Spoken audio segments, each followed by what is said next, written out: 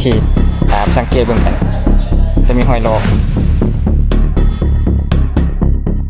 สบายดีเนาะมื้อนี้เราจะมาเทสระบบสีของใบประตูม่วนของแบรนด์ BN เฮาเนาะว่าคุณภาพมันจะหนาส่ำใดคุณภาพของเหล็กที่ใช้เฉพาะทางแม่น Q237 ความหนาของใบประตูที่เฮามาเทสนี้แม่น 0.4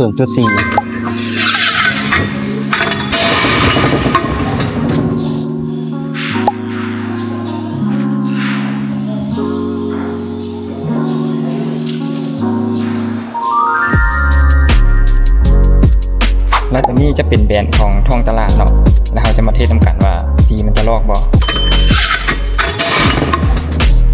สังเกตเบิ่งกันจะมีหอยลอก